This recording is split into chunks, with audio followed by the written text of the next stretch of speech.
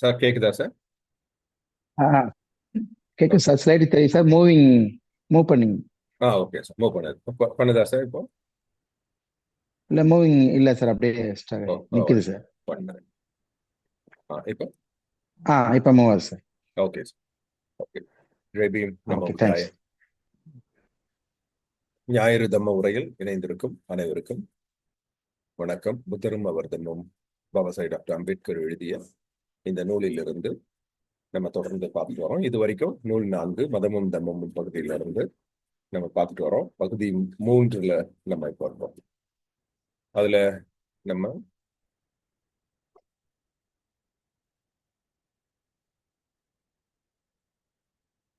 13 பௌத்த வாழ்வு முறையை பாபாசாஹி டாக்டர் அம்பேத்கர் கொடுத்திருக்கிறாரு. அதை தான் நம்ம தொடர்ந்து பார்த்துட்டு வரோம். ஆஹ் இப்ப இந்த வாரம் நம்ம பார்க்க போறது என்ன அப்படின்னா, விழிப்புணர்வு, அக்கறை மற்றும் துணிவு. அதாவது 9வது பாயிண்ட். நம்ம இது வரைக்கும் 8 பாயிண்ட் பார்த்துட்டோம். இப்ப இந்த 9வது பாயிண்ட்ல நம்ம இந்த வாரம் பார்க்க போறோம். இது வரைக்கும் நம்ம என்னென்ன பார்த்துட்டோம் அப்படின்னா, நன்மை தீமை பழிச்செயல். இதை ஒரு பௌத்த வாழ்வியல்ல நம்ம இதை ரொம்ப ஞாபகம் வச்சுக்கணும். நன்மை செய்யணும், தீமை செய்யக்கூடாது, தீமை செய்யறவங்களோட நம்ம பங்கேற்கவும் கூடாது அப்படின்னு. இதெல்லாம் நம்ம ஏன் திரும்பி திரும்பி சொல்றோம் அப்படின்னா, ஒவ்வொரு வாரமும் நம்ம இது ஒரு சின்ன ரிவிஷன் மாதிரி பண்ணிட்டே இருக்கிறோம். ஏன்னா இந்த 13 பௌத்த வாழ்வியல்ங்கிறத நம்ம அப்படியே நம்மளுடைய அன்றாட வாழ்வியல்ல நம்ம கடைபிடிக்க ஆரம்பிக்கணும். அப்பதான் அதனுடைய உண்மையான பலன் நமக்கு கிடைக்கும். அடுத்தது அவா காமம். அந்த அவா காமம், இச்சை, பேராசை இதெல்லாத்தையுமே நம்ம பார்த்தோம். அதை நம்ம ஆட்கொள்ள விடக்கூடாது.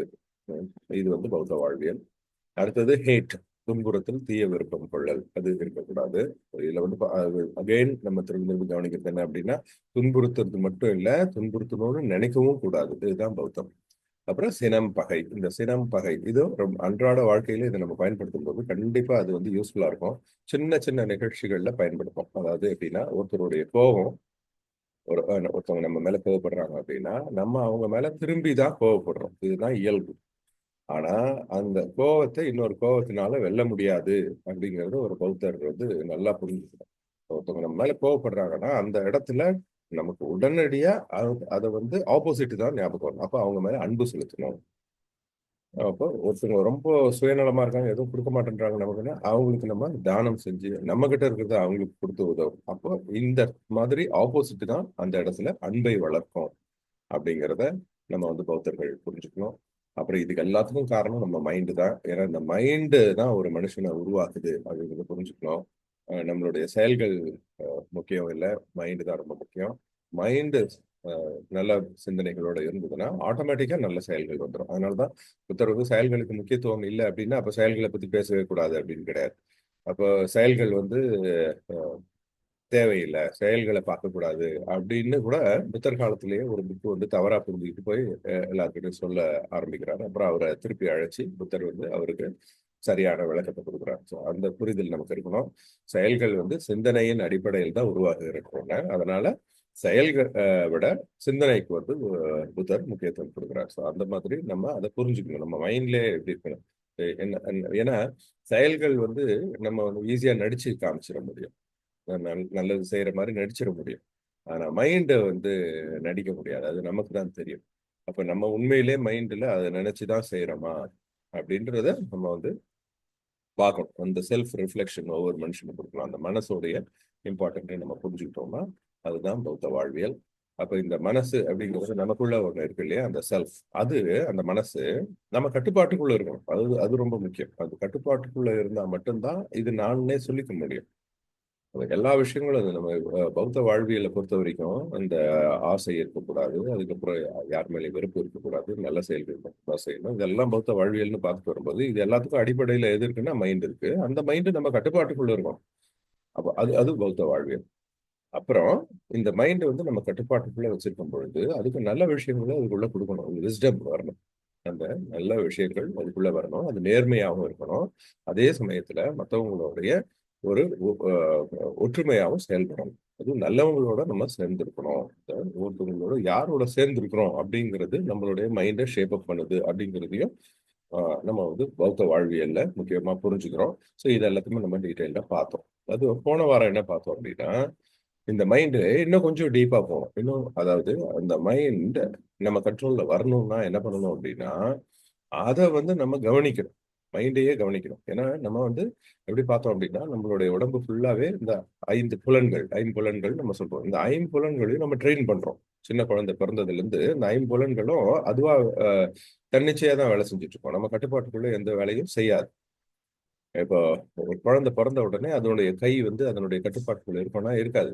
அது ஆட்டும். ஆனா அதான் தன்னிச்சையா ஆட்டம், இஷ்டத்துக்கும் ஆட்டம். ஆனா ஒரு எழுதுற அளவுக்கோ அல்லது ஒரு பொருளை கிராஸ் பண்ணி பிடிச்சு எடுக்கிறதுக்கோ, ஒரு சின்ன பொருளை வந்து ஒரு உணவை அள்ளி வாயில கொண்டு போறதுக்கோ, இந்த கட்டுப்பாடு அந்த கைக்கு அது பழக்கத்தின் மூலமா தான் வரும்.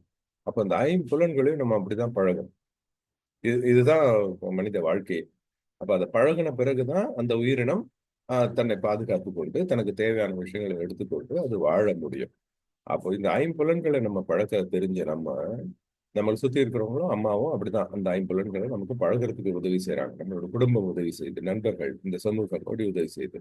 ஆனா 6வது புலன்னு ஒண்ணு இருக்கு மைண்ட். அந்த மைண்ட யாரும் ட்ரெயின் பண்றதுக்கு முயற்சி எடுத்துக்கிறது இல்ல. அதை நம்ம கவனிக்கிறது இல்ல. அதுதான் பௌத்த வாழ்வியல்ல ஒரு மிக வித்தியாசமான ஒரு விஷயம். ஸோ நம்மளுடைய குழந்தைகளையே நம்ம வளர்க்குறோம் அப்படின்னா, அந்த குழந்தைகளை எல்லாத்தையும் நம்ம திறமையை வளர்க்குற அதே சமயத்துல அதுக்குன்னு ஒரு மைண்ட் இருக்கு. அந்த மைண்டையும் நம்ம வளர்க்கணும். அப்ப அந்த மைண்டை ட்ரெயின் பண்றதுக்கு சொல்லித் தரணும். இது வரைக்கும் யாருமே நமக்கு மைண்ட்ல என்ன யோசிக்கிறோம், அதை வந்து என்ன மாதிரி யோசிக்கிறோம், அதை எப்படி கட்டுப்படுத்துறது, மைண்டை நம்ம கட்டுப்படுத்தி கொண்டு வரணும் அப்படிங்கறத நம்ம யாருக்குமே சொல்லித் தர்றதே கிடையாது. ஆனா அதுதானே ரொம்ப முக்கியம். இப்ப இந்த 5 புலன்களையும் அடக்கக்கூடியது எதுன்னு பார்த்தா மைண்ட் தான். மைண்ட் நினைச்சா ஒரு விஷயத்த செய்ய சொல்ல முடியும். ஆனா அந்த மைண்ட வந்து ஒரு புலன்னு நம்ம கன்சிடர் பண்ணி அதுக்கு ஒரு ட்ரைனிங் கொடுத்தா மட்டும்தான் நல்ல விஷயங்களை மட்டும் அது யோசிக்கும். பாதுகாப்பான விஷயங்களை மட்டும் அது யோசிக்கும். நமக்கு தேவையான விஷயங்களை மட்டும் யோசிக்கும். அப்போ ஆபத்தும் துன்பமும் இல்லாம ஒரு உயிரினம் வாழ்ந்துட முடியும் அப்படிங்கிறதா. ஸோ இந்த 6வது புலன் மைண்ட நம்ம ட்ரெயின் பண்றதுக்கு சொல்லி தரணும். ஆனா அது நம்ம இயல்புல சொல்லி தரோமானா சொல்லி தர்றது இல்ல. அதுதான் பௌத்த வாழ்வியல்ல ரொம்ப மிக முக்கியமானது. இந்த மனசை எப்படி நம்ம பழக்கிறது? ஏன்னா மைண்ட் வந்து ஆட்டோமேட்டிக்கா திங்க் பண்ணிட்டே தான் இருக்கும். எப்படி குழந்தை வந்து பிறந்த உடனே கை காலை வந்து அது இஷ்டத்துக்கு ஆட்டிக்கிட்டே இருக்குமோ அது மாதிரி மைண்ட் அது இஷ்டத்துக்கு யோசிச்சுக்கிட்டே தான் இருக்கும். ஆனா அதை நம்ம கட்டுப்பாட்டுக்குள்ள நமக்கு தேவையானதை மட்டும் யோசிக்கிறதுக்கும், தேவையற்றதை இல்ல பாதுகாப்பற்றதை ஆபத்தான விஷயங்களை யோசிக்காம இருக்கிறதுக்கும் நம்ம அதை கட்டுப்படுத்தணும். அப்போ நம்ம நம்ம அந்த மாதிரி கட்டுப்படுத்தி பழகுனால்தான் நம்மளால வந்து ஒரு வாழவே முடியுது. இல்லைன்னா இப்போ நாக்கு வந்து சுவைங்கிறதுக்காக எதை வேணாலும் சாப்பிட்டுக்கணும்னு கிடையாது. அப்போ எதெல்லாம் பாதுகாப்பானது எதெல்லாம் பாதுகாப்பற்றதுங்கிறத நம்ம 5 புலன்களை வச்சு கண்டுபிடிக்கிறோம். கண்ணு பார்க்கும், தொடும். அதுக்கப்புறம் இப்போ தொட்டா சூடா இருக்கு, ஐயோ அங்க போனா நம்மள சுட்டுடும், நமக்கு வந்து டேமேஜ் ஆயிடும் அப்படின்னு அப்ப தொடு உணர்ச்சி சொல்லுது. ஸ்மெல்லு சொல்லுது, ஏதோ எரியிற மாதிரி ஒரு ஸ்மெல் வருது, உடனே அங்க போகக்கூடாதுன்னு. கண்ணு பாக்குது, அங்க நெருப்பு இருக்கு, அங்க போக விடாம தடுக்குது. காது வந்து சத்தம் கேட்குது, அங்க சட சடன்னு சத்தம் வருது, ஏதோ எரியிற சத்தம் இருக்கு அப்படின்னு. இப்ப இந்த எல்லா விஷயங்களுமே வந்து 5 புலன்களும் ஒரு ஆபத்தை வந்து நமக்கு காட்டி கொடுக்கறதுக்காக பயன்படுது. அப்ப அதை வந்து நம்ம சென்சிட்டிவா இருந்து அதை ஆபத்து அப்படிங்கிற உணரக்கூடிய நிலையை தான் நம்ம மனசுக்குள்ள பழகுறோம். அதுதான் நமக்கு அம்மா பழகி தராங்க. நெருப்பு இது சுட்டுடும் அப்படின்னு சொல்லி தராங்க இல்லையா? அப்போ அந்த குழந்தை வந்து அதை ஆபத்து அப்படின்னு உணருது. அப்ப அதே மாதிரி இந்த மைண்டையும் நம்ம வந்து மைண்ட் வந்து அன்கண்ட்ரோல்டா இருக்கும் அந்த குழந்தைக்கு. நம்ம தான் அதை சொல்லி தரணும் அப்படிங்கிற அந்த ஒரு உணர்வு ஒரு பௌத்த குடும்பத்துல இருக்கும். அதே மாதிரி ஒவ்வொரு அந்த குழந்தைக்கு நம்ம பௌத்தத்தை சொல்லித்தர அப்ப அந்த குழந்தையும் மைண்டையும் திங்க் பண்ண ஆரம்பிக்கும். அந்த மைண்டை வந்து நம்ம கட்டுப்பாட்டுக்குள்ள கொண்டு வர முடியும். அப்ப எல்லா உலகத்துல இருக்கிற எல்லா பிரச்சனைகளுக்கும் காரணம் மைண்டு கட்டுப்பாடோட இல்லாததுனாலதான். அப்ப எந்த ஒரு நல்ல விஷயத்தை எடுத்துக்கிறதும் கெட்ட விஷயத்த விட்டுடுறதும் நம்ம மைண்ட்ல தான் இருக்கு. அந்த மைண்டை நம்ம பழகணும் அப்படிங்கிறது. அப்ப எப்படி பழகுறது? இது நம்ம உண்மையிலே செய்யறோமா அப்படின்னா, பௌத்த வாழ்வியல்ல அதுக்கு தான் விபாசனா அப்படிங்கிறத புத்தருடைய கண்டுபிடிப்பு தான் இந்த விபாசனா. அதை வந்து பாபா சாஹேப் டாக்டர் அம்பேத்கர் இங்க வந்து தியானம், மெடிடேஷன் அப்படின்னு மென்ஷன் பண்றார். ஸோ இந்த மெடிடேஷனை வந்து நம்ம சொல்லி தரணும். இது பௌத்த வாழ்வியல்ல உள்ள ஒரு விஷயம். மெடிடேஷன் எப்படி பண்றது அப்படிங்கிறது இந்த விபாசனா மையங்கள் இருக்கு. நம்ம அதுல போய் தெரிஞ்சுக்கலாம். அப்ப ஒரு ஓவரால் அதை பத்தின ஒரு வியூ என்ன அப்படின்னா, எதுக்காக இந்த மெடிடேஷன் பண்றோம் அப்படின்னா, நம்ம மைண்டை வந்து ஒரு நிலைப்படுத்துறது. அப்ப அதுக்கு வந்து பல்வேறு 4 மெத்தட் வந்து புத்தர் சொல்லியிருக்காரு. அதை நம்ம கடந்த வாரம் பார்த்தோம். காயானுபாசனங்கிறது ஒரு பொருள் அல்லது ஒரு விஷயத்த நம்ம கண்ணுக்கு தெரியக்கூடிய ஒரு விஷயத்தின் மூலமோ அல்லது நம்மளால உணரக்கூடிய அந்த 5 புலன்களால் உணரக்கூடிய ஒரு விஷயத்த கவனம் செலுத்தி அதன் அதன் அதனை வைத்து நம்மளுடைய மனதை ஒருநிலைப்படுத்துறது. இப்போ உதாரணம் சுவாசம். சுவாசத்தை நம்ம உணர்றோம். ஆனா அதை வந்து நம்ம சாதாரணமா இருக்கும்போது இந்த சுவாசத்தை உணர்றதே கிடையாது. அது பாட்டு வந்துட்டு போயிருக்கு. அப்போ அதை வந்து கவனம் செலுத்தி அதை உணரும் போது மனதை அங்க ஒருநிலைப்படுத்துறதுக்கு பழகிறோம். அப்ப இந்த மனது வந்து அந்த சுவாசத்தை கவனிக்கும் போது மனதை ஒரு ஸ்டேஜில் கொண்டு வரோம் இல்லையா, இந்த பழக்கம். இப்போ இது வந்து எதை வேணாலும் வச்சு பயன்படுத்தலாம். ஸோ நம்மளா ஆட்டோமேட்டிக்கா டெவலப் பண்ணிருக்கோம் பாருங்க. என்னென்ன விஷயங்களை நம்ம வந்து சின்ன குழந்தையில இருந்து பழகிட்டோமோ, நடக்கிறது, ஓடுறது, சாப்பிடுறது, இதெல்லாம் ஆட்டோமேட்டிக்கா நடக்கக்கூடிய விஷயங்கள். இப்போ உதாரணத்துக்கு நம்ம வந்து எழுதிக்கிட்டே இருப்போம். ஆனா எழுதுதான் செய்வோம். ஆனா மைண்ட் வந்து திடீர்னு எங்கன்னா போயிட்டு படிச்சுக்கிட்டு இருப்போம். திடீர்னு மைண்ட் எங்கேயோ போயிடும். படிப்பு அங்கேயே நின்றுடும். புக் வச்சுட்டு இருக்க மாதிரி தான் இருக்கும். ஆனா கவனம் எங்கேயோ போயிடும். அப்ப இது எல்லாத்தையும் வந்து கண்ட்ரோல் பண்ணணும் அப்படின்னா ஆட்டோமேட்டிக்கா நடக்கக்கூடிய விஷயங்களை நம்ம கவனத்தோட செய்ய ஆரம்பிச்சோம் அப்படின்னா அப்ப மைண்ட் வந்து கண்ட்ரோல்ல வந்துடும். அப்ப அதுக்கு உதாரணமா தான் இப்ப நடக்கிறது. நடக்கும் பொழுதே நம்ம வந்து எப்படி நடக்கிறோம் அப்படிங்கிறத கொஞ்ச நேரம் கவனிக்கணும். இதுக்காக இப்ப இந்த விஷயங்கள் எல்லாமே வந்து நம்ம அதே மாதிரி யோசிச்சுக்கிட்டே இருக்கணும். நம்ம வந்து மூச்சு இப்படியே பண்ணிட்டு இருக்கோம் அப்படின்னு யோசிச்சுட்டே ஒரு மனுஷன் இந்த முழு வாழ்க்கையை எழுத முடியாது. இது வந்து மனசை பயிற்சி பண்றதுக்காக நம்ம அதை பயன்படுத்துறோம். அதுக்கப்புறம் அதை நம்ம வந்து திருப்பி திருப்பி கவனிச்சுட்டே இருக்கணும்னு அவசியம் இல்லை. நம்ம மைண்ட் வந்து கவனத்துல இருக்கும். அதுக்கப்புறம் எப்ப தேவையோ அப்ப அது டக்குன்னு நம்மளுடைய கவனத்துக்கு வந்துடும். இந்த நம்ம நடந்துதான் போயிட்டு இருக்கிறோம். அது நம்மளே அறியாம நம்ம நடந்து போயிட்டே இருக்கோம். ஆனா திடீர்னு ஒரு இடத்துல முள்ளு இருக்கு அப்படின்னா டக்குன்னு அந்த இடத்துல நம்ம காலை மாத்தி வச்சிருவோம், இல்ல நின்னுடுவோம். ஏதோ ஒரு ஒரு ஆபத்து வர இடத்துல நம்ம டக்குன்னு நிப்போம் இல்லையா? ஸோ அந்த மாதிரி சப்கான்ஷியஸா அது ஆழ் மனதுல வந்து அந்த கவனம் இருந்துகிட்டு தான் இருக்கும். ஆனா அதை பழகணும். இது வந்து நம்ம நடை பயிற்சி நடக்கிறத பொறுத்த வரைக்கும் நம்ம அப்படி பழகி வச்சிருப்போம். ஒரு ஆபத்து வந்தா டக்குன்னு நம்மளுடைய கவனத்துக்கு மைண்டோட கவனத்துக்கு கொண்டு வர்றதுக்கு. ஆனா மைண்ட் அந்த மாதிரி பழகி வச்சிருக்கோமா அப்படின்னா அதான் கிடையாது. மைண்ட் வந்து அது இஷ்டத்துக்கு ஓடிட்டே இருக்கு. ஒரு ஆபத்தான சிந்தனை வரும்போது டக்குன்னு நம்மளுடைய கவனத்துக்கு அது கொண்டு வர மாட்டேங்குது. இது இந்த டிஃபரன்ஸை புரிஞ்சுக்கணும். மைண்டை வந்து ஒரு உறுப்பாவே நம்ம நினைக்கணும். பௌத்தத்துல மட்டும்தான் மனது வந்து ஒரு தனி உறுப்பு அப்படின்னு புத்தர் சொல்றாரு. அப்ப அதை வந்து நம்ம தனிப்பட்ட முறையில அதை பழகணும். இப்போ வாயில சாப்பிட்டு நம்ம சாப்பிட்டுக்கிட்டே இருக்கோம். ஆனா சாப்பிடும் போதே நம்ம வந்து டிவி பார்க்குறோம், இல்லை மொபைல் பார்க்குறோம், யார் கூடயாவது பேசிட்டு இருக்கோம், இல்லைன்னா மைண்ட் வேற எங்கேயோ யோசிச்சுட்டு இருக்கோம். என்ன சாப்பிட்டோம்னு கடைசியில் இறுதியில தெரியாது. அப்போ அந்த சாப்பாட்டோட சுவை எதுலுமே இல்லாம நமக்கு போயிடும். ஆனா ஆக மொத்தம் சாப்பிட்டுருப்போம். அப்போ அதை சாப்பிட்டுருக்கிறது நமக்கு தேவையான அந்த எனர்ஜி கிடைச்சிடுது.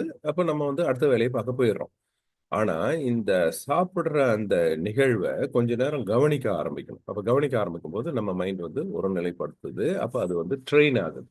இந்த மாதிரி இயல்பா நடக்கக்கூடிய விஷயங்களை நம்ம மைண்டை கொண்டு வந்து அதை பழகிறதுக்கு தான் அதை பயன்படுத்தணுமே ஒழிய தட் டசன்ட் மீன் நம்ம வந்து மைண்டை வந்து எல்லாம் இதே யோசிச்சுக்கிட்டே இருக்கணும். சதா சர்வகாலமும் ஒருத்தன் வந்து அவனுடைய மூச்சையே கவனிச்சுட்டு இருந்தான்னா 24 மணி நேரம் அடுத்த வேலையை செய்ய முடியாது. அது அதனுடைய அர்த்தம் கிடையாது. அர்த்தம் என்ன அப்படின்னா இந்த இயல்பா நடக்கக்கூடிய விஷயங்கள் மீது நம்ம கவனம் செலுத்தி நம்ம மைண்டை ட்ரெயின் பண்றோம். அப்ப எதுக்குன்னா எப்படி வந்து நம்ம இயல்பா நடக்கக்கூடிய விஷயங்கள் இப்ப சாப்பிட்டுட்டு இருக்கோம், திடீர்னு ஒரு கல்லு ப- தென்பட்டுடுச்சுன்னு வச்சுக்கோங்க, உடனே கடிக்கிறதை நிறுத்திடுவோம். நம்ம உடனே அந்த கல்லை வாயில இருந்து வெளியில எடுத்துருவோம். அப்ப எப்படி அது ஏன்னா அது இயல்பா நடந்தா கூட அது நம்ம கவனத்துக்கு வந்துருது. அதே மாதிரி மைண்ட் என்ன பண்ணணும், இயல்பா ஏதாவது சிந்திச்சுக்கிட்டு இருந்தா கூட அதுல ஆபத்தான சிந்தனைகள், தீய சிந்தனைகள் உள்ள வந்தா நம்மளுடைய கவனத்துக்கு அதை கொண்டு வந்து உடனே அந்த தீய சிந்தனையை அகற்றிடணும். இந்த கண்ட்ரோல் நமக்கு இருக்கும். இதுதான் இப்ப எப்படி வாயிலிருந்து அந்த கல்லை எடுத்துடுறோமோ அந்த மாதிரி மனசுக்குள்ள ஓடிட்டு இருக்கிற விஷயங்கள்ல ஒரு தீய சிந்தனை வந்து விழுந்துருச்சு அப்படின்னு தெரிஞ்ச உடனே அதை அங்க உடனே தாட் நிற்கணும், நம்மளோட கவனத்துக்கு கொண்டு வந்துடணும். அந்த தாட்டை மட்டும் நம்ம அகற்றிடணும். ஒருத்தரை பத்தி யோசிச்சுட்டே இருக்கிறோம், அவங்கள மேல கோவம் வருது. அந்த கோவத்துக்கான அனைத்து விஷயங்களும் மொத்தம் அவன் அப்படி பண்ணா இப்படி பண்ணான்னு அந்த கெட்ட கெட்ட விஷயங்கள் எல்லாம் தூபம் போட்டுக்கிட்டே இருக்கும். நம்ம வளர்ந்துகிட்டே இருப்போம். ஒரு ஸ்டேஜ்ல ரொம்ப வெறுப்பு வந்துடும்.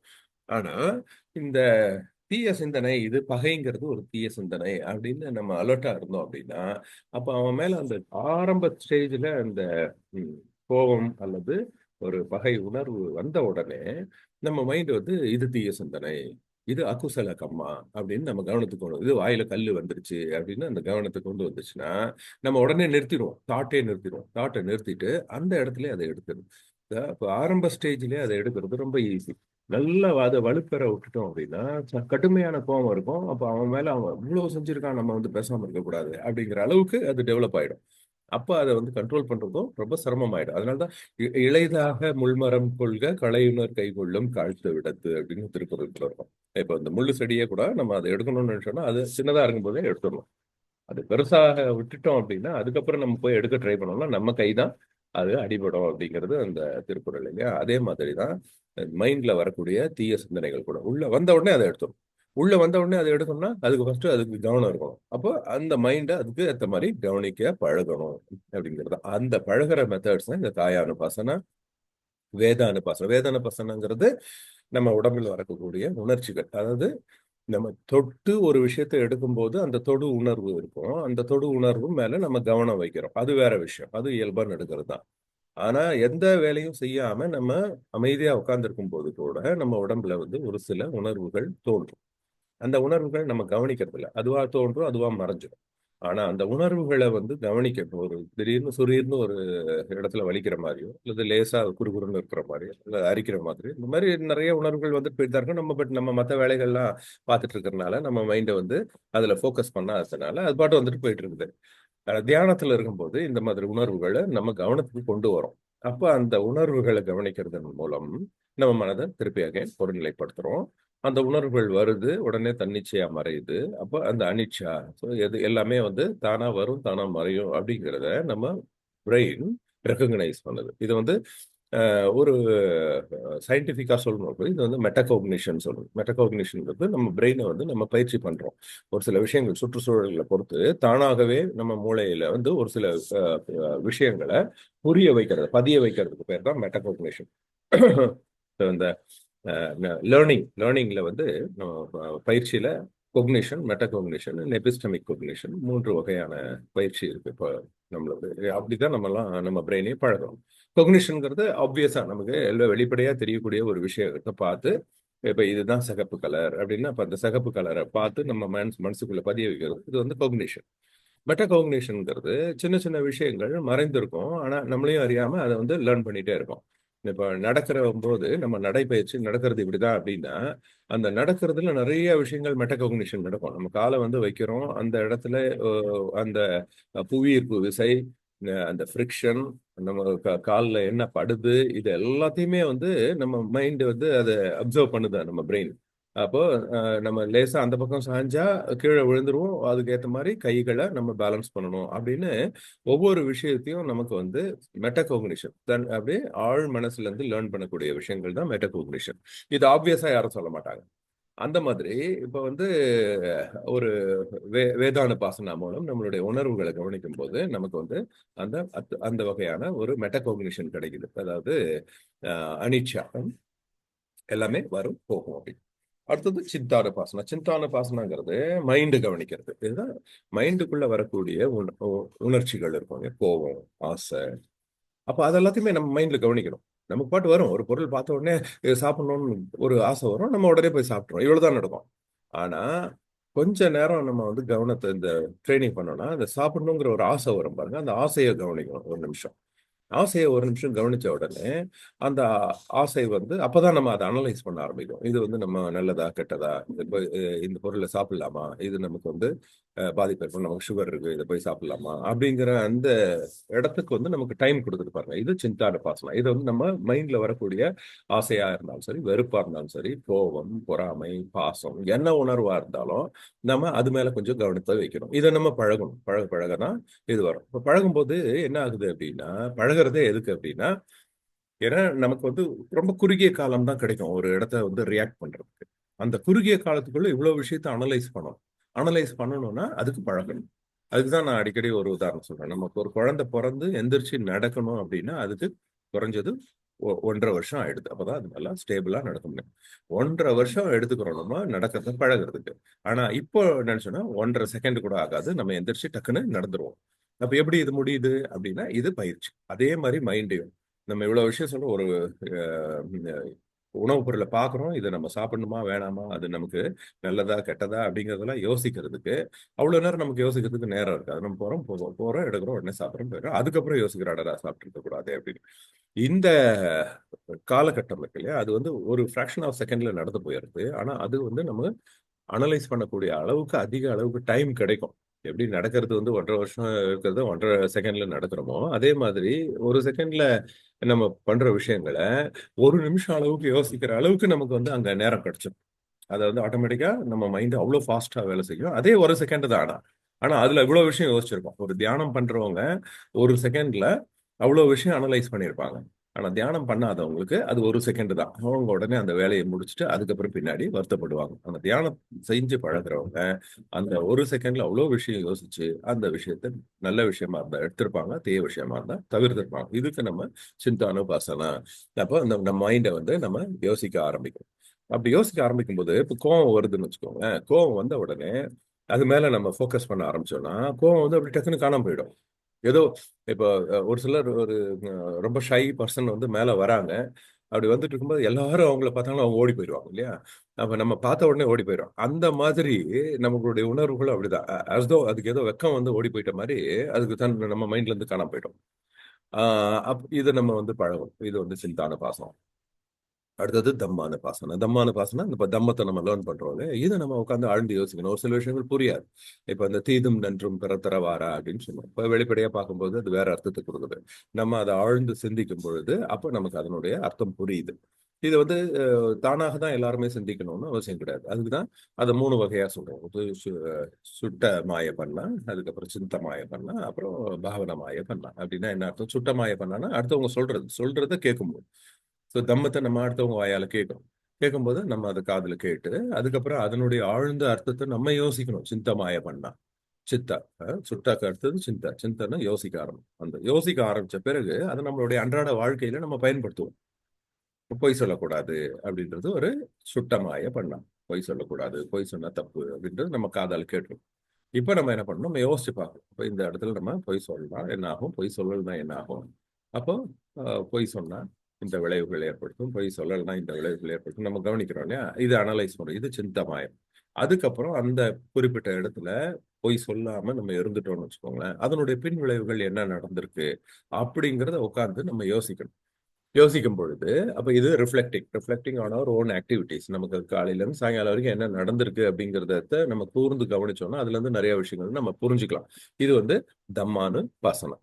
அப்ப தம்மம் புரியுது. அப்ப பொய் சொல்லாம இருந்தா சந்தோஷமா இருக்கு அப்படிங்கிற விஷயத்த நம்ம ஒருத்தவங்க காதுல இருந்து கேட்டு சுத்தமாய பண்ணா, நம்மளே அதை யோசிச்சு சிந்தமாய பண்ணா, நம்மளே அதை அன்றாட வாழ்வில பயன்படுத்தி அதனோட விளைவுகளை ருசிக்க ஆரம்பிக்கும் போது பாவனமாய பண்ண. இந்த 3 வகையிலையும் நம்மளுடைய அறிவு வந்து வளர்றது.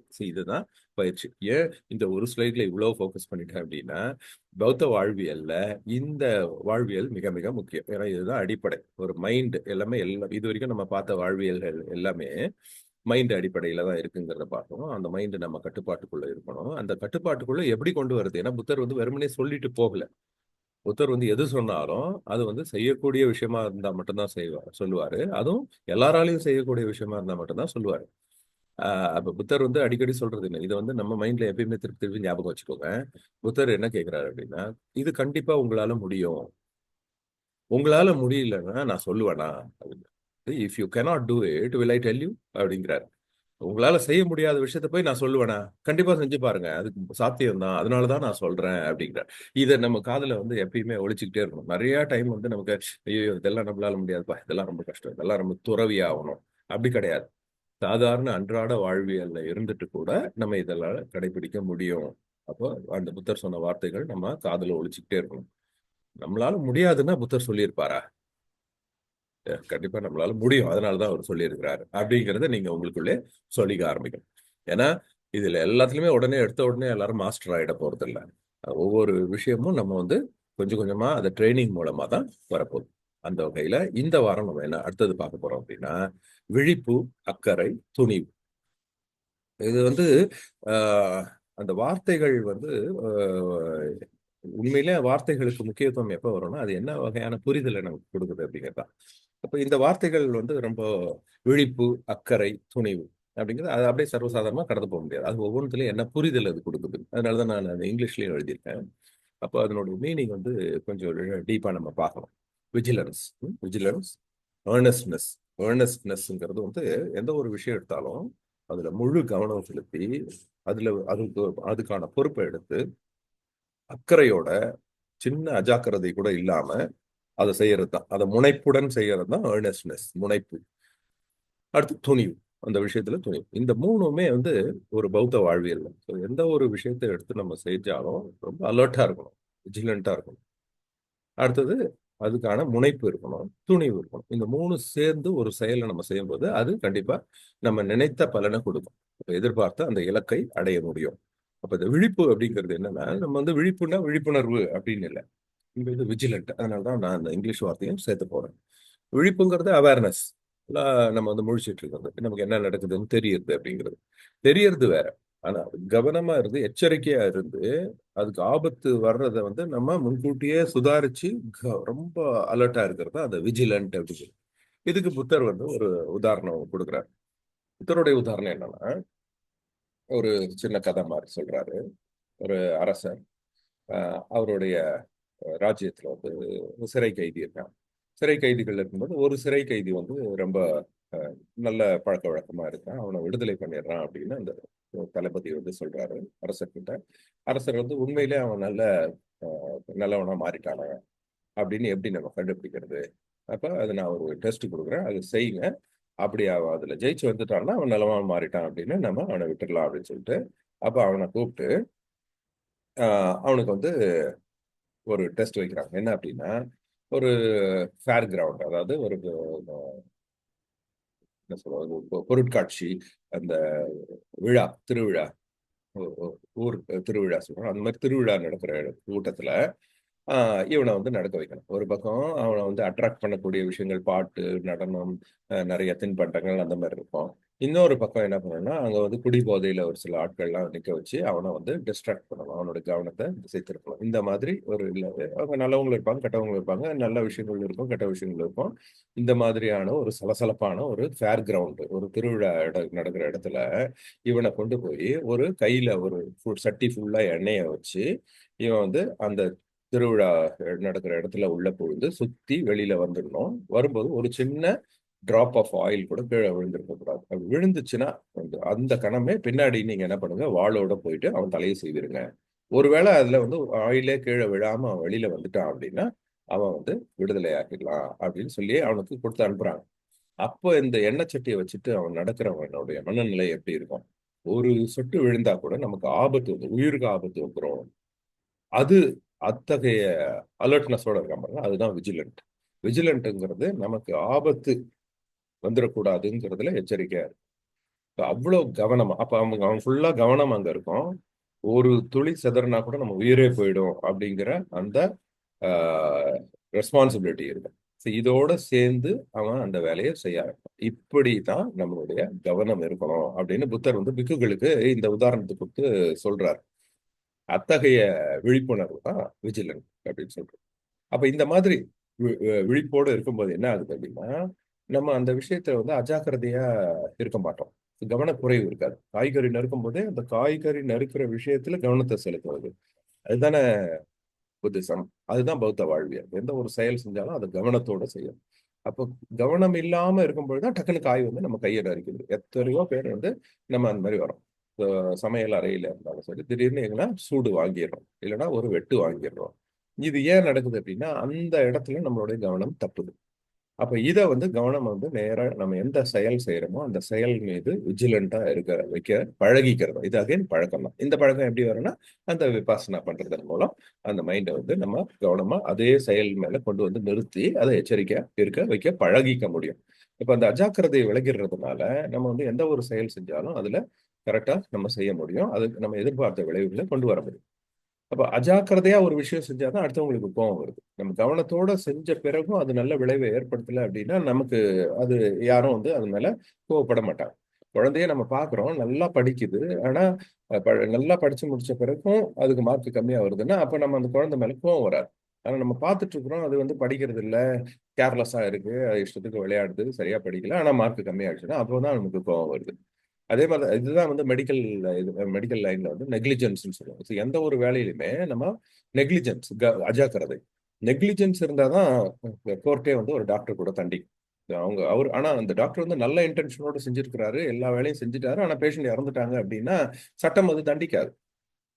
ஆனா அங்க ஏதோ ஒரு கவனக்குறைவு நடந்திருக்கு, இந்த இடத்துல ஒரு போடக்கூடாத ஊசி தப்பா போட்டுட்டாங்க அப்படின்னா அது நெக்லிஜென்ஸ். அப்போ நெக்லிஜென்ஸ் வரும்போது அதை வந்து நம்ம தண்டனைக்குரிய குற்றமா கருதுறோம். இதை வந்து நம்ம மனசுல வச்சுக்கணும் எப்பயுமே. அப்போ நம்ம விளைவுகள் எப்படியா இருந்தா கூட நம்ம அதை செய்யற அந்த கவனம் நமக்கு வந்து நம்மளுடைய நோக்கத்தை நோக்கியதாக, நல்ல நோக்கத்தை நோக்கியதாக இருக்கும் பொழுது விளைவு பத்தி நம்ம கவலைப்பட வேண்டிய அவசியம் இல்லை. இப்ப இதுக்குதான் வந்து அந்த விஜிலன்ஸ்ங்கிறது ரொம்ப முக்கியம், மிக முக்கியமாகுது. இது நம்மளோட அன்றாட வாழ்க்கையில சின்ன சின்ன வேலை, காய்கறி நறுக்கிறதுல இருந்து சமைக்கிற இடத்துல இருந்து எந்த வேலை செஞ்சாலும் அதை நம்ம வந்து கவனமா செய்ய ஆரம்பிக்கும் பொழுது அதுல வந்து கவனக்குறைவு, அதாவது நெக்லிஜென்ஸ் போயிடும். ஸோ விஜிலன்ஸ் இருந்ததுன்னா நெக்லிஜென்ஸ் இருக்காது அப்படிங்கிறது தான் இந்த விழிப்புணர்வுக்கு பேர். அப்படி நம்ம ஒரு விஷயத்தை வளர்த்துக்கிட்டோம் அப்படின்னா அப்பதான் நம்ம வந்து உண்மையிலே இன்டெலிஜென்ட் பர்சன். இன்டெலிஜென்ட்ங்கிறது வெறும் புக்கு படிக்கிறதுனால வர்றது கிடையாது. இந்த கவனம், எந்த வேலை செஞ்சாலும் ஒரு கவனமா செய்யறதுல தான் இன்டெலிஜென்ட். அந்த மாதிரி இருக்கும் பொழுது நீங்க புக்கு படிக்கிறது ரொம்ப சுலபமாயிடும். புக்கு படிக்கிறதுனால ஒரு அறிவை வளர்த்துக்கிறத விட இந்த விஜிலன்ஸை வளர்த்துக்கிட்டு அதுக்கப்புறம் புக்கு படிச்சு பாருங்க, அதனுடைய அறிவே வேற மாதிரி. அப்பதான் அந்த புக்கில் என்ன சொல்லியிருக்குன்னு நம்ம படிக்க முடியும். தொடர்ந்து இப்போ புக்கு படிக்கிற விஷயமும் கூட இதே மாதிரி தான், பை ப்ராக்டிஸ் தான். ஒருத்தர் வந்து ஒரு பேஜ் படிக்கிறதுக்கு 1.5 மணி நேரம் எடுத்துக்குவாங்க.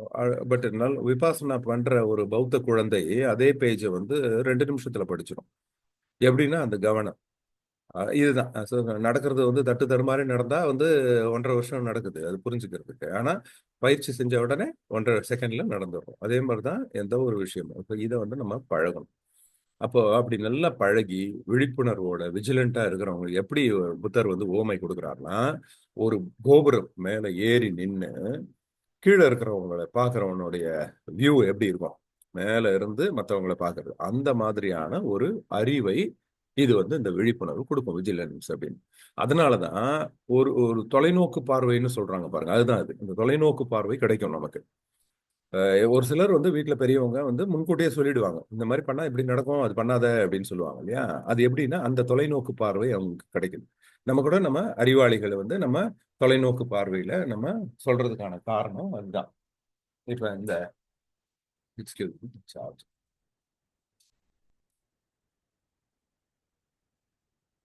அதனாலதான் நம்ம ஒரு சிலர் என்ன பண்ணுவாங்க, நம்ம தான் செய்யறது தான் ரைட்டுன்னு நினைச்சிட்டு இருப்பாங்க. அப்போ அவங்களுக்கு வந்து இன்னொருத்தவங்க வந்து சொல்லுவாங்க, இல்ல இப்படி பண்ணா அது தப்பு நடக்கும், பின்னாடி பின்னாடி உனக்கு தான் டேஞ்சர் ஆயிடும் அப்படின்னு சொன்னா அது ஃபர்ஸ்ட் புரியாது. அப்ப அவங்களுக்கு தெரியறது நமக்கு ஏன் தெரியல அப்படின்னா அதுதான் அந்த தொலைநோக்கு பார்வை. அந்த தொலைநோக்கு பார்வை வந்து நமக்கும் டெவலப் ஆகணும் அப்படின்னா நம்ம இந்த கவனத்தோட இருக்கணும். கவனத்தோட இருக்கும் பொழுது என்ன ஆகுது, ஒவ்வொரு சின்ன சின்ன விஷயத்துல இருந்தும் நம்ம சப்கான்சியஸ் மெட்டகாக்னிஷன், அந்த லேர்னிங் நமக்கு கிடைக்கும். அப்போ அத்தகைய ஸ்டேஜ் நம்ம ரீச் ஆக மற்றவங்களை விட நம்ம உயர்ந்து இருக்கக்கூடிய ஞான கோபுரம் அது. ஞானத்துல வந்து கோபுரம், விஸ்டம் நமக்கு கிடைச்சிருக்கு.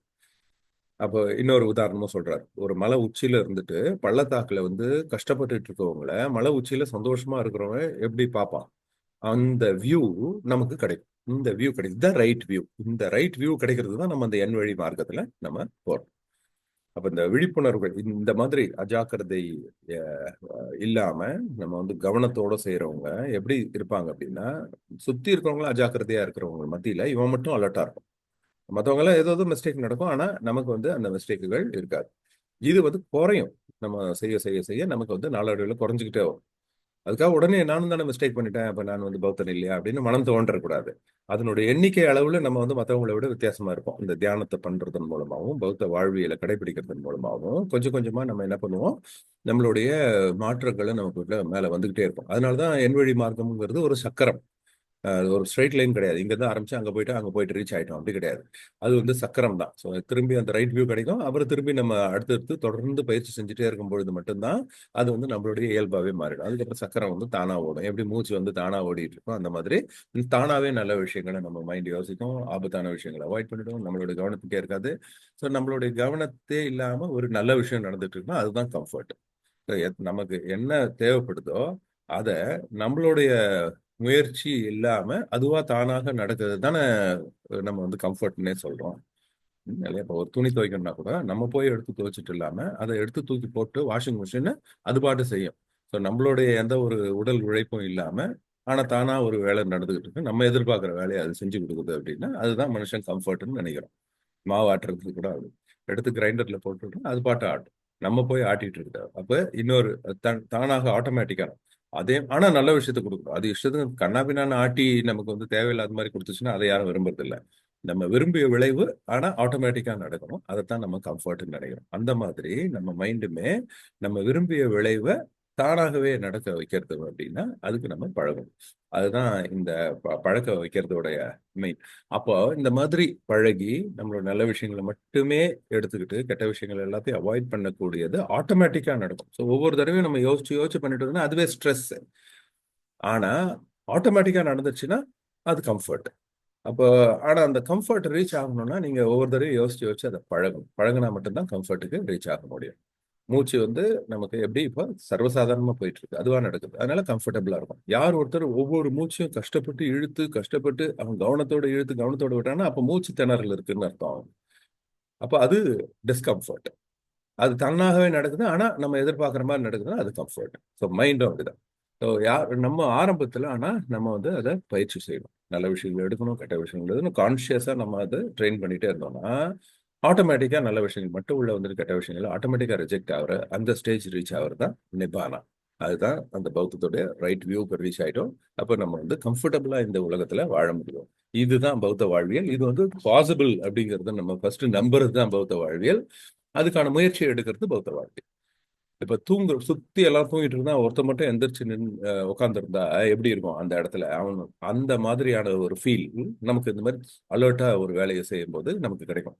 ஒரு படைத்தலைவன் சரியா ஓடாத குதிரைய அது மட்டும் விட்டுட்டு அவன் தன்னுடைய படையை வந்து முன்னோக்கி செலுத்தணும் இல்லையா? அந்த மாதிரி நம்மளுடைய வாழ்க்கை பயணம் அப்படி இருக்கணும். இந்த மாதிரி நம்ம மைண்டை நம்ம ட்ரெயின் பண்ணிட்டோம்னா இதெல்லாம் தேவையில்லாத விஷயங்களும் கவனக்குறைவு இல்லாம நம்மளுடைய வாழ்க்கையை முன்னேறக்கூடிய ஒரு படை வீரன் போல நம்மளோட வாழ்க்கை பயணமும் முன்னேறும் அப்படிங்கறது இது ஒரு உதாரணமா கொடுக்குறேன். ரெண்டு உதாரணம் கொடுக்குறாங்க. தூங்கிட்டு இருக்கவன் நடுவில் முழிச்சிட்டு இருக்கிறவன் அப்படிங்கிற ஒரு ஃபீல் நமக்கு கிடைக்கும். அடுத்தது ஒரு படைத்தலைவன் முன்னாடி எப்படி வேகமா முன்னேறி போறானோ அந்த மாதிரி நம்மளுடைய வாழ்வியல் பயணமும் வேகமா முன்னேறி போகும். ஆஹ் இதுக்கு எல்லாமே காரணம் வந்து நம்ம தியானம். அந்த அஜாக்கிரதை இல்லாம அப்பதான் அதனாலதான் வந்து கவனம் இல்லாததுனால மட்டும்தான் நமக்கு தேவையில்லாத விஷயங்களை நோக்கி நம்மளுடைய மைண்ட் கொண்டு போயிடுது. இந்த ஐம்புலன்களுக்கும் கிடைக்கக்கூடிய இச்சைகளை வந்து நம்ம வந்து அது ஆக்சுவலா அந்த ஐம்புலன்கள் வந்து உணர்வை கொடுக்குது ஒரு உயிரினத்துக்கு. எதுக்கு அப்படின்னா தனக்கு தேவையானதை செலக்ட் பண்ணிருக்கிறதுக்கும் ஆபத்தானதை ரிஜெக்ட் பண்ணிக்கிறதுக்கும் தான் இந்த ஐம்புலன்களுமே. ஆனா அந்த ஐம்புலன்கள்ல கிடைக்கக்கூடிய அந்த தேவையான விஷயங்கள் கிடைக்கும் போது அது வந்து ஒரு மகிழ்ச்சியான ஒரு ஃபீல் கொடுக்குது. ஆபத்தான விஷயங்கள் வரும்போது ஒரு படபடப்பு கொடுக்குது. இது ரெண்டும் தான் ஒரு இயல்பா டிஃபால்ட்டா நம்ம வந்து ஃபேக்டரி செட்டிங் மாதிரி செல்போன்ல ஃபேக்டரி செட்டிங் வருது, டிஃபால்ட் செட்டிங் அந்த மாதிரி நம்ம ஒரு உயிரினத்துக்கும் டிஃபால்ட் செட்டிங் இது ஒரு மரபணு ரீதியாவே நமக்குள்ள இயல்பாவே கொடுக்கப்பட்டிருது. அதனாலதான் ஒவ்வொரு உயிரினமும் பார்த்தோம்னா அந்தந்த உயிரினத்துக்கு தேவையான எதுல கவனம் இருக்கணுமோ அது ஒரு பூனை அப்படின்னா நம்ம வீட்டு பூனையே இருந்துட்டோம். ஆஹ் அது நம்ம வெளியே எங்கேயுமே விட்டுருக்க மாட்டோம். புதுசா சின்ன குழந்தையிலேருந்து வாங்கி வந்திருப்போம். ஆனா எலி ஷேப்ல ஒரு பொம்மை வாங்கி கொடுத்தோம்னா கரெக்டா அதை வந்து ரொம்ப அலர்ட் ஆகி போய் அதை அடிக்குது அப்படின்னா அதுக்கு அது ஜீன்ல அது ட்ரெயின்டு மரபணு ரீதியாவே அந்தந்த விஷயங்களை அது வந்து ட்ரெயின் ஆயிடுது. அந்த மாதிரி டிஃபால்ட் செட்டிங் நம்ம உடம்புல இருக்கு. என்ன அப்படின்னா நல்ல விஷயம் நமக்கு பாதுகாப்பான விஷயங்கள் பார்க்கும்போது மனசு அமைதியா சாந்தமா இருக்கும். நமக்கு ஆபத்தான விஷயங்கள் வரும்போது படபடன்னு இருக்கும். அப்போ மனசு சாந்தமான இருக்கிற விஷயங்களை மட்டும் செலக்ட் பண்ணிட்டு படபடப்பா இருக்கக்கூடிய விஷயங்களை ரிஜெக்ட் பண்ணிட்டோம் அப்படின்னா இதுதான் வந்து நல்ல வாழ்வியல். அப்போ இது இது இந்த சாந்தமா இருக்கா இல்ல படபடப்பா இருக்கான்னே நமக்கு தெரியறது இல்ல. ஏன்னா நம்ம மனசு மேல கவனம் செலுத்துறது இல்லை. அப்போ தியானம் செய்யும் பொழுது நம்ம மைண்டு என்ன மாதிரி இருக்குங்கிறத நம்மளே ஃபீல் பண்ண முடியும். இந்த விஷயம் செஞ்சா என் மைண்ட் வந்து காமா இருக்கு அப்படின்னா இந்த விஷயம் செஞ்சா மனசு வந்து படபடக்குது, பய உணர்வு வருது அப்படின்னா அப்ப அதை அவாய்ட் பண்ணணும். இப்படிங்கிறத பழகிறது தான் நம்மளுடைய விபாசனா தியானமே. இது மெடிடேஷன் பௌத்த வாழ்வியல்ல இருக்கிறது. ஆனா இப்ப இதுல என்ன ஆகுது அப்படின்னா நம்ம வந்து இந்த கவனம் இல்ல, ஒரு மெடிடேஷன் இல்ல, நம்ம மைண்ட் மேல ஒரு கவனம் இல்லாதவன் என்ன பண்றான், எது இதெல்லாம் நமக்கு தேவைப்படுற விஷயங்கள் இருக்கு இல்லையா அதுல வந்து அது சந்தோஷமா இருக்கு, அது மைண்ட் காமா இருக்கு, ஓகே இங்க படபடப்பு இல்ல, அப்ப இது சந்தோஷம் அப்படின்னு நினைச்சு அது பின்னாடியே போக ஆரம்பிக்கிறாங்க. அப்ப அது பின்னாடியே போக ஆரம்பிக்கும் போது என்ன ஆகுது அப்படின்னா அப்ப அதுக்கு அடிமையாகக்கூடிய ஒரு நிலை வருது. தேவைக்கு அதிகமா நம்ம பயன்படுத்தும் பொழுது அது துன்பத்தில் கொண்டு போய் விட்டுடுது. அப்ப இந்த ஐம்புலன்கள்னால் கிடைக்கக்கூடிய பாதுகாப்பான விஷயங்கள் மேலும் அது வந்து இன்பமா நினைச்சு அதன் பின்னாடியே நம்ம போக ஆரம்பிக்கும் போது அதுதான் இச்சை, பேராசை, அவா அப்படின்னு கொண்டு போய் நமக்கு அது மறுபடியும் பிரச்சனைகள் கொண்டு போய் விட்டுடுது. அப்படிங்கிறது தான் வந்து இந்த தியானம் நமக்கு கொடுக்கக்கூடிய ஒரு முக்கியமான பயிற்சி. ஸோ இந்த அஜாக்கிரதைக்கு நம்ம இடம் கொடுக்கக்கூடாது. அப்போ விழிப்புணர்வு எதுல வருது அப்படின்னா விஜிலன்ஸ் தியானத்தின் மூலம் வருது. இப்போ விஜிலண்டா இருக்கிறவன் தியானத்துக்கு தான் முக்கியத்துவம் கொடுப்பானே ஒழிய வந்து ஐம்புலன்கள்னால் கிடைக்கக்கூடிய அந்த சுகத்துக்கு முக்கியத்துவம் கொடுக்க மாட்டான். இது பை டிஃபால்ட் வந்துடும். நம்மளுடைய இலக்கு இதுதான் டார்கெட் அப்படின்னு நம்ம ஒன்று நோக்கி எந்த ஒரு விஷயமா இருந்தாலும் நம்ம ஒரு எய்ம் பண்ணுவோம், ஒரு இன்டென்ஷன் வரும் நம்ம மைண்ட்ல, இதை பண்ணணும் அப்படின்னு, இந்த இந்த வருஷம் பாஸ் பண்ணிடணும் அப்படின்னு நினைக்கிறோம்னா அது ஒரு டார்கெட். இந்த வேலையை நம்ம கரெக்ட் சக்ஸஸ்ஃபுல்லாக செஞ்சு முடிச்சிடணும், இன்னைக்கு நம்மளுடைய அதிகாரி கொடுத்த வேலையை நம்ம முடிச்சிடணும் அப்படின்னு அது ஒரு டார்கெட் அன்னைக்கு. அப்போ அந்த டார்கெட்டை நோக்கி நம்ம போகும்போது இந்த 3 விஷயங்கள் நமக்கு மனசுல வச்சுக்கணும். விஜிலண்டா இருக்கணும், அது நம்ம டிஸ்ட்ராக்ட் பண்ணக்கூடிய எந்த ஒரு விஷயத்துல போயிடக்கூடாது. அக்கறையோட அதுல வந்து ஏர்னஸ்ட்னஸ், அதுல ஒரு பொறுப்பு இருக்கணும், அதை முனைப்பா செஞ்சிடணும், தைரியமா அதை எடுத்து செஞ்சு முடிச்சிடணும். இவ்வளவு விஷயம் இருந்தாதான் நம்ம அந்த இலக்கை நோக்கி போய் அடைஞ்சு அதை வெற்றிகரமா முடிக்க முடியும். ஆனா நடுவுல அதை விட பெரிய விஷயம், அதை விட நம்மளை வந்து அட்ராக்ட் பண்ணக்கூடிய விஷயம் எத்தனையோ வரும். அது எவ்வளவு பெருசா இருந்தாலும் நம்ம டார்கெட் இன்னைக்கு முடிக்கணும்னு நினைச்ச விஷயத்த நம்ம வந்து கவனம் சிதறாம அதை எடுத்து முடிச்சிடணும் அப்படிங்கறதுதான் இந்த இலக்கு. இப்படி ஒரு அக்கறையோட விழிப்புணர்வோட துணிவாக யார் ஒருத்தவங்க செயல்படுறாங்களோ அவங்க வந்து ஒரு டெத்லெஸ் சுச்சுவேஷனுக்கு போறாங்க. அதாவது மரணமற்ற நிலை அப்படிங்கிறது. மரணமற்ற நிலை அப்படின்னா நம்ம வந்து ஒரு சந்தோஷமானது, அந்த நிப்பானா அப்படிங்கிறது வந்து மரணமற்ற நிலை அப்படின்னு தான் சொல்றோம். இந்த மரணமற்ற நிலைங்கிறது அது ஒரு ஃபீல். அப்போ இந்த அக்கறை இல்லாம, கவனம் இல்லாம, பொறுப்பு இல்லாம நடந்துக்கிறவங்க அவங்க உயிரோடு இருந்தா கூட அவங்க செத்துட்டதுக்கு சமம். அதுதான் அந்த டிஃபரன்ஸ். அப்போ அக்கறையோட நம்ம செய்யும்போது அது வந்து அப்பதான் நம்ம உண்மையிலே உயிர் வாழ்றோம்னு அர்த்தம். அப்படி அக்கறை இல்லாம ஏதோ நடக்குது அப்படின்னு வாழ்ந்துகிட்டு இருக்கிறது அது வந்து ஜடம்னு சொல்றோம் இல்லையா, நடைப்பிணம்னு சொல்றாங்க பாரு, நடைப்பணம் மாதிரி வாழ்ந்துகிட்டு இருக்கான் அப்படின்னா அப்ப அது வந்து வாழ்றதுக்கு வாழ்ந்தாலும் அது சத்தம் மாதிரி கணக்கு. அப்ப உண்மையான வாழ்க்கை அப்படிங்கிறது நம்ம உயிரோட இருக்கிறோம் அப்படின்னா இந்த மாதிரி நம்மளுடைய எந்த ஒரு செயல்னாலும் அது விஜிலண்டா இருக்கணும், விழிப்புணர்வோட அக்கறையோட போல்டா அதை செஞ்சு முடிக்கக்கூடிய ஒரு கெப்பாசிட்டி அவனுக்கு இருக்கும். அவனை தான் உண்மையிலே உயிர் வாழ்ற மனுஷன் அப்படின்னு நம்ம சொல்றோம். மற்றவங்க எல்லாம் வந்து நடைபெணத்துக்கு சமம். அது மாதிரி எந்த ஒரு வேலையும் அஜாக்கிரதையா அது இஷ்டத்துக்கு நடக்கும். இவனும் அதுக்கு மேல பொறுப்பும் எடுத்துக்க மாட்டான், தானா இருப்பான், ஏதோ ஊர் சுத்துவான், வந்தா சாப்பிடுவான், படுப்பான், தூங்குவான், எப்படியோ போவான் அப்படின்னா அது வந்து நடைபெணத்துக்கு சமம். அப்போ உண்மையிலே இந்த விழிப்புணர்வு, சோர்வின்மை, உண்மை, ட்ரூத், இந்த 3 இருந்துச்சுன்னா நம்ம உலகத்துல இன்பத்தோட வாழலாம். அலர்ட்டா இருக்கணும், விஜிலண்டா இருக்கணும், ஹார்ட் ஒர்க் பண்ணணும். சோம்பேறித்தனம்ங்கிறது ரொம்ப மோசமானது. சோம்பேறித்தனத்துக்கு நம்ம இடம் கொடுக்க கூடாது. அப்படியே உட்காந்து ஜாலியா இருக்கலாம் அப்படிங்கிறது தான் மைண்ட்ல, அதுதான் ஜாலின்னு நம்ம நினைக்கிறோம். ஆனா அது உண்மையான இன்பத்தை கொடுக்காது. ஏன்னா அப்போ வந்து உட்காந்துட்டு ஐயோ இப்படி செய்யாம போயிட்டோமே, ஐயோ அப்படின்னு நம்ம பரபரப்பா ஓடிட்டு இருக்கோம். இந்த ஒரு சைக்கிள் தான், இதுதான் பிறப்பு மறுபிறப்புன்னு புத்தர் சொல்லு. இந்த பிறப்பு மறுபிறப்புல மாட்டிக்கிறது நம்ம. ஒரு வேலையை செய்ய வேண்டிய வேலையை செய்யாம சோம்பேறித்தனத்தோட உட்காந்துருந்தோம்னா அடுத்து என்ன பண்ணோம், அந்த வேலையை கண்டிப்பா செய்ய வேண்டிய ஒரு சூழல் வரும் இல்லையா, அப்போ அந்த டைம்ல ஓடுறது, அப்புறம் திருப்பி அதுல டயர்ட் ஆகுறது, அப்போ அது செய்ய முடியாம போகிறது. இந்த மாதிரியே ஒரு சுழற்சியில துக்கத்தோடய நம்ம வாழ்ந்துட்டு போயிடும்.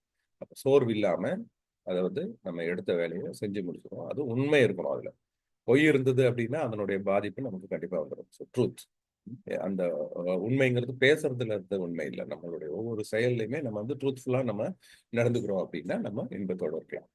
அலர்ட்னஸ், ஆக்டிவ் அண்ட் ட்ரூத், இந்த 3 இருக்கிறவங்க உலகத்துல சந்தோஷமா வாழ்வாங்க. ஏன்னா சோம்பேறித்தனம்ங்கிறது அப்படி ஒரு கேவலமான விஷயமா நம்ம பௌத்த வாழ்வியல் எடுத்துக்கணும்.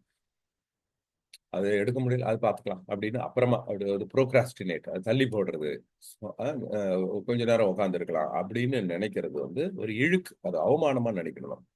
அது நம்ம மனசுல இருக்கக்கூடிய ஒரு அகுசல கம்மா, பேட் தாட். கொஞ்ச நேரம் உட்காந்துட்டு போலாமே அப்படின்னு. உண்மையிலே உடல் சோர்வாக இருக்கு, மனசும் அந்த சமயத்துல சோர்வாக இருக்கு, நம்ம வந்து கொஞ்ச நேரம் ரெஸ்ட் எடுத்து திருப்பி பிரிஸ்க் ஆயிட முடியும்னு எடுக்கிறது வேற.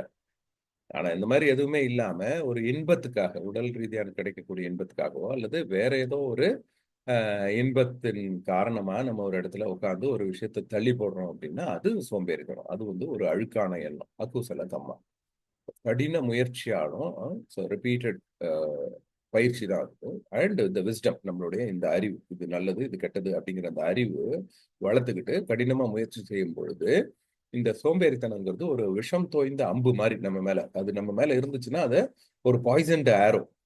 எதுக்கு இதெல்லாம் உதாரணம் சொல்றாருன்னா புத்தர், இதெல்லாம் பிக்சர் மெமரி நம்ம மைண்ட்ல அப்படியே உள்ள வச்சுக்கிட்டோம் அப்படின்னா நெக்ஸ்ட் டைம் நம்ம வந்து சோம்பேறித்தனமா இருக்கணும். ஒருத்தவங்க ஒரு ஹெல்ப் கேட்கறாங்க, நம்மளால செய்ய முடியல, சோம்பேறித்தனம் தான் அப்படின்னா அப்படின்னா அப்போ அந்த டைம்ல அந்த சோம்பேறித்தனங்கிறது நம்ம மேல ஒரு விஷம் தோய்ந்து அம்பா பாஞ்சிருக்கு, அது எப்படியாவது நம்மள அழிச்சிரும் அப்படிங்கிறத புரிஞ்சுக்கிட்டு அந்த அம்பை வெளியில எடுத்தாதான் உயிர் வாழ முடியும் அப்படின்னு. So, அந்த அளவுக்கு சோம்பேறித்தனத்தை நம்ம வெளியில எடுத்துட்டு நம்ம வந்து நம்மளுடைய செயல்களை செய்யணும். இதெல்லாம் ரிப்பீட்டடா நம்ம கவனத்துல கொண்டு வரணும். இந்த மாதிரி அக்கறையோட செயல்படுறவங்க, தன்னைத்தானே விஜிலண்டா இருந்துக்கு பழகிக்கிறவங்க, மறதி மறதி இல்ல, அங்க வச்சோம் ஒரு விஷயத்த எங்கேயோ வச்சுட்டோமே அப்படிங்கிற அந்த மறதி, இதுக்கு நாளடைவில் மறதி குறைஞ்சிரும். இப்ப நம்ம வந்து இந்த பௌத்த வாழ்வியல்ல நம்ம பயிற்சி எடுக்க ஆரம்பிச்சிட்டோம், எந்த ஒரு விஷயத்தையும் கவனத்தோட செய்ய பழகிட்டோம், மைண்டை வந்து அதுல மட்டும் வச்சுட்டு வேற எங்கேயும் போக விடாம பண்ணி ட்ரைனிங் எடுத்தோம் அப்படின்னா ஆட்டோமேட்டிக்கா மறதியும் இருக்காது. ஏன்னா நம்ம கிளாஸ்லயே வந்து எந்த விஷயம் நமக்கு மறந்து போயிடுது, எது கவனிக்கலையோ அது மறந்து போயிடுது. ரொம்ப கவனமா இருந்தோம்னா மறக்காம இருக்கு, சரி நல்லா கவனிச்சு கேட்டா மறக்காம இருக்கு. அப்போ அந்த மறதி வந்து கவனம் தான். கவனம்ங்கிறது விஜிலன்ஸ், கவனம்ங்கிறது தியானம். அது மனசை வந்து கவனத்தோட கொண்டு வர்றதுக்கு தான் தியானம் பண்றோம். அது அந்த கவனத்தோட பண்றது மட்டும் இல்ல, நல்ல விஷயங்களும் பண்ணணும். இது நல்ல விஷயமா கெட்ட விஷயமா அப்படிங்கிறத அங்க டிஃபரன்ஷியேட் பண்றதுக்கு நமக்கு நேர்மை இருக்கும், அந்த விஸ்டம். அந்த விஸ்டம் வந்து பௌத்தம் வந்து கொடுக்கும். அப்போ வந்து இதை வந்து செல்ஃப் கண்ட்ரோல் இந்த மாதிரி இழுந்து தம்ம தம்மம் எப்படி தம்மம் என்ன சொல்லுதோ உண்மையா தம்மங்கிற ட்ரூத், உண்மை. நம்மளுடைய பேச்சு, சிந்தனை, செயல் இந்த மூணுமே உண்மையா இருந்துச்சு அப்படின்னா அப்ப வந்து அவங்க தம்மத்தோட வாழ்றாங்க. மைண்ட் ஒண்ணு நினைக்குது ஆனா வேற ஒண்ணு பேசுறான், வேற ஒண்ணு செய்யறான் அப்படின்னா அவன் உண்மையா இல்லைன்னு அர்த்தம். அவன் மைண்ட் நினைக்கிறது பேச்சுலயும் இருக்கும், செயல்லயும் இருக்கும். அவன் மனசாட்சிப்படி அவன் வந்து இது நல்ல விஷயம் அப்படின்னு அவன் நினைக்கணும். அவனுக்கே தெரியும் இது கெட்ட விஷயம் தானே, ஆனாலும் இது எனக்கு இந்த டைம்ல நான் இதை செய்யணும் அப்படின்னு நினைச்சா அப்ப அங்கேயே வந்து கான்ட்ரடிக்ஷன், அங்க வந்து தம்மத்தின்படி வாழலன்னு அர்த்தம். அவனுக்கே அவன் உண்மையா இல்லைன்னு அர்த்தம். அப்போ இந்த மாதிரி தம்மத்தோட வாழ்ந்தோம் அப்படின்னா நம்மளுடைய புகழ் ஆட்டோமேட்டிக்கா பெருகும். நம்ம வந்து புகழ் விரும்பி நம்ம போய் நிறைய விஷயங்கள் செய்யணும்னு அவசியம் இல்லை. இது வந்து புகழ் வந்து தன்னை நோக்கி வந்துடும், நம்ம இந்த மாதிரி வாழ மட்டும் செஞ்சோம்னாலே போதும். இதுதான் வந்து பௌத்த வாழ்வியல்.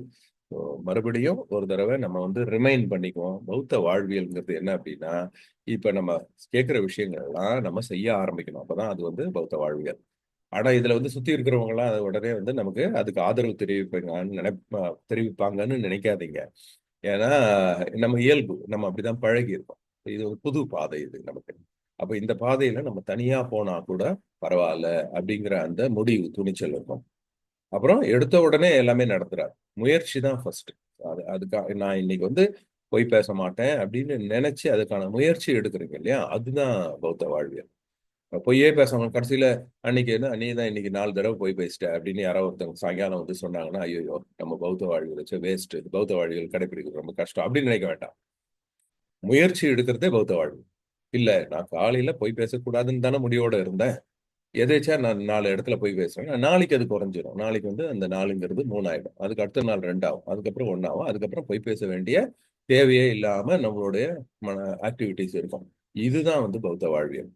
அப்போ அந்த முயற்சியை யார் எடுக்கணும்னா யாரோ ஒருத்தர் மேல நம்ம மேல ஃபோர்ஸ் பண்ணா நம்ம எடுக்க மாட்டோம். ஏன்னா எப்பயுமே வந்து மேல இருந்து யாராவது சொன்னாங்கன்னா அது திணிக்கிற மாதிரி ஆயிடும். நமக்குள்ளே எடுத்தோம்னா அது வந்து பிரின்சிபிள், நம்ம வந்து ஒரு கோட்பாடு. இப்ப இதையும் நம்ம கம்மால வந்து நம்ம டீட்டெயிலாக பாதணும். வேற யாராவது நம்ம மேல திணிச்சா அது விதிமுறை, அதை மீற தோணும். ஆனா நமக்குள்ளே ஒரு கோட்பாடு எடுத்துட்டோம் அப்படின்னா அதை கடைபிடிக்க தோணும். கடைபிடிச்சாதான் நமக்கு சந்தோஷம். அப்போ நம்ம தான் அந்த டிசிஷனை எடுக்கணும். அதனாலதான் அந்த பஞ்சசீலம் வந்து நம்மளே சொல்றது, நான் பொய் பேசாமல் இருப்பேன் அப்படின்னு நம்மளா சொல்லிக்கிற டிக்ளரேஷன், அது வந்து பிரின்சிபல். இது வந்து ரூல் கிடையாது. பௌத்தத்தில் இருக்கிறவங்க பொய் பேசக்கூடாது அப்படின்னு கிடையாது.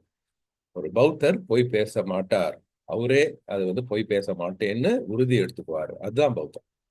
ஏன்னா நம்ம அதை எடுத்துட்டோம் அப்படின்னா நம்ம ஏமாத்த முடியாது, யாரை வேணாலும் நம்ம ஏமாத்திடலாம். ஆனா நம்மளே ஏமாத்த முடியுமா? முடியவே முடியாது. கண்ணாடி முன்னாடி நின்று நீங்க வந்து நான் செய்யறது கரெக்டா அப்படின்னு உங்களை கேட்டு பாருங்க, அதை எப்படி ஏமாத்த முடியும்? ஏமாத்தவே முடியாது. இந்த பௌத்த வாழ்வியல்ங்கிறது கொஞ்சம் கஷ்டமான பாதையா தான் இருக்கும், ஆனா லாங் டேர்ம்ல அதுதான் இன்பத்தை கொடுக்கும். இதை நம்ம புரிஞ்சுக்கணும். நம்மளை பார்த்து 4 பேர் நக்கல் அடிக்கிறாங்க, சிக்னல்ல ஜம்ப் பண்ணி போறவன் தான் ரொம்ப கெத்து, அவன் கரெக்டா எல்லோ வந்த உடனே ஒருத்தன் நிக்கிறான் அப்படின்னா அவனை பூமர், சரியான பழம், எந்த காலத்து ஆளு அப்படின்னு பழிப்பானு. ஆனா அவன் நிக்கிறவன் தானே வந்து கரெக்டா இருக்கான், அவன் தானே பாதுகாப்பா இருக்கான், அடுத்தவங்களுக்கும் பாதுகாப்பா தனக்கும் பாதுகாப்பா அவன் நிக்கிறான்னு அர்த்தம். அந்த மாதிரி நம்மளை பார்த்தும் பழிக்கிறதுக்கு வாய்ப்புகள் இருக்கு. பழிக்கிறவங்க தான் முட்டாள்களே ஒழிய நம்ம கிடையாது. அதை நம்ம பௌத்த வாழ்வியல் பின்பற்றும் போது நம்ம புரிஞ்சுக்கணும். அந்த மாதிரி பழிக்கிறவங்களோட சேராம இருக்கிறது நல்லது. நல்லவங்க யாரெல்லாம் நம்மளோட லைக் மைண்டட் பௌத்த வாழ்வியல் இருக்கிறாங்களோ அவங்க ஆட்டோமேட்டிக்கா ஒன்னா சேருவாங்க. மேக்னெட்டிக் ஃபோர்ஸ் மாதிரி அது எல்லாரையும் இணைக்கும் ஆட்டோமேட்டிக்கா. அந்த மாதிரி இணையவங்களோட சேர்ந்து லைக் மைண்டடா நம்ம பயணம் செய்யும் போது இந்த பௌத்த வாழ்வியலை நம்ம தொடர்ந்து பண்ண முடியும். ஏன்னா மைண்டுங்கிறது அவ்வளோ டஃப் விஷயம். அதை வந்து கூர்ந்து கவனிக்க நம்ம பழகிட்டோம் அப்படின்னா இதை வந்து சோம்பல் இல்லாம விழிப்புணர்வோட விஜிலண்ட் அண்ட் ஹானஸ்டா நம்ம இருக்கும்போது பௌத்த வாழ்வியல்ல நம்ம தனியா நடந்தாலும் ஒரு காட்டு யானை கம்பீரமா நடக்கிற மாதிரி பௌத்த வாழ்வியல்ல நம்மளால கம்பீரமா நடக்க முடியும் அப்படிங்கிறது தான் பௌத்த வாழ்வியல். இதுக்கு நம்ம செய்ய வேண்டியதெல்லாம் ரொம்ப சிம்பிள். புத்தர் வந்து ரொம்ப ஃபார்முலா கொடுக்குறாரு. ஒரு எப்படி ஒரு உணவு பொருள் செய்யறதுக்கு ஒரு ரெசிபி இருக்கோ, இதுதான் இந்த விகிதத்துல போடுங்க, இதை இத்தனை ஸ்பூன் போடுங்க, இது இவ்வளவு நேரம் கொதிக்க வைங்க, அப்புறம் இதை கலருங்க, அடுத்து ஆட் பண்ணுங்க, எடுத்து வச்சீங்கன்னா சாப்பாடு ரெடி. அந்த மாதிரி புத்தர் வந்து இதை வந்து கொடுத்துருக்கிறார். நமக்கு என்ன செய்யணும்? நம்ம செய்ய வேண்டியதெல்லாம் ரைட் இன்டென்ஷன்ல உள்ள நுழையணும். ஓகே, நான் வந்து பௌத்த வாழ்வியல்ல வாழணும்னு நினைச்சிட்டேன் அப்படின்னா அந்த ரைட் இன்டென்ஷன் அங்கதான் உள்ள நுழையிற இடம். அந்த ரைட் இன்டென்ஷன் உள்ள வர்றதுக்கு என்ன ஆகுது? அதுக்கு முன்னாடி ரைட் வியூ, பௌத்தத்தை பத்தின ஒரு நல்ல விஷயங்கள் நமக்கு யாராவது சொல்லியிருப்பாங்க. இப்ப நம்ம தம்ம டாக்ல கேட்கிறோம், அதான் ரைட் வியூ. அப்ப அது ரெண்டும் ஒன்னா சேர்ந்துக்குது பாருங்க. ரைட் இன்டென்ஷன், நான் வந்து பௌத்த வாழ்வியல் படி பின்பற்றணும்பா அப்படின்னு உள்ள வந்தோம்னா அதுக்கு முன்னாடி நமக்கு பௌத்த வாழ்வியல் நல்லதாமே, யாரோ சொல்லியிருக்காங்களே அப்படின்னு நம்ம மனசுல வந்து ஒரு அதை பத்தின அபிப்பிராயம் இருக்கணும். இது ரெண்டும் சேர்ந்ததுதான் அது வந்து அறிவு பண்ணா. உடனே சரி அப்ப நான் வந்து பௌத்த வாழ்வியலை பின்பற்றேன் அப்படின்னு உங்களுக்கு வந்து எப்போ அந்த முயற்சி வருதோ உடனே நீங்க செய்ய வேண்டியதெல்லாம் பஞ்சசீலம் தான். அவ்வளவுதான், அதுதான் ஃபார்முலா பஞ்சசீலம். என்ன பண்றோம்? நம்ம அந்த 5 சீலத்தையும் நம்ம வாழ்க்கையில கடைபிடிக்க ட்ரை பண்ணணும்.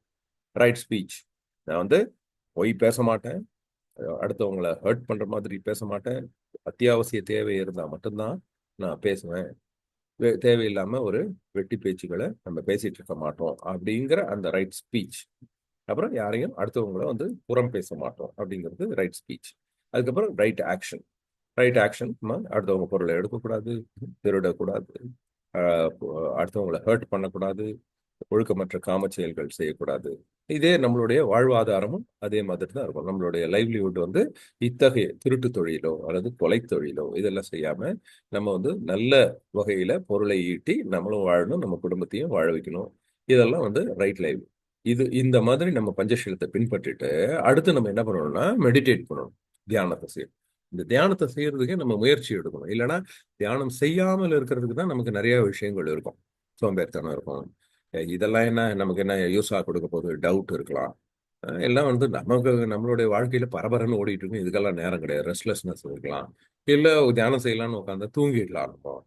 ஸோ இதெல்லாம் இந்த தூக்கம் இல்ல பரபரப்பு, இல்லைன்னா வந்து டவுட் அதை பத்தி, இல்லைன்னா கிரீடு ஹேட்டு வேற ஒரு விஷயத்து மேல ஆர்வம் வந்துடும், இதை பத்தி நம்ம யோசிக்க மாட்டோம். இல்லைன்னா மனசுல வந்து வேற ஒரு வெறுப்பு இருந்துட்டு இருக்கும். மைண்ட் வந்து இந்த 5 எதிரிகள் வந்து ஆசை, வெறுப்பு, சோம்பேறித்தனம், இல்லைன்னா பரபரப்பு, இல்லைன்னா வந்து சந்தேகம். இந்த 5ஐயும் வந்து நம்ம தியானம் பண்ண விடாம கலைக்கக்கூடிய எதிரிகள். இந்த 5 எதிரிகள்ல இருந்து நம்ம தவிர்த்துட்டு மனதை வந்து கொஞ்சம் கொஞ்சமா ஒருநிலைப்படுத்தி அதை வந்து மையப்படுத்தி மைண்ட்ஃபுல்லா எந்த ஒரு விஷயம் செஞ்சாலும் அதை வந்து கவனமா விஜிலண்டா. இப்ப இந்த வாரம் நம்ம பார்த்தது அதுதான் விஜிலண்ட்.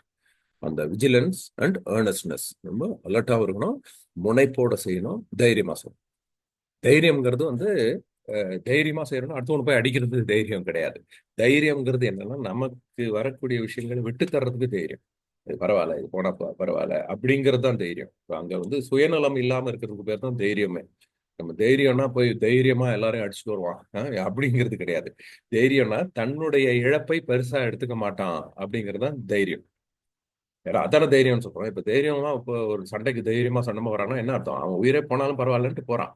தன்னுடைய இழப்பு, அந்த சுயநலம் இல்லாம இருக்கிறதுக்கு பேர் தான் தைரியம். இதை நம்ம நல்லா புரிஞ்சுக்கணும். தைரியம்னா நம்ம வந்து அடுத்தவனை அடிக்கிறது தைரியம்னு நினைச்சிட்டு இருக்கோம்.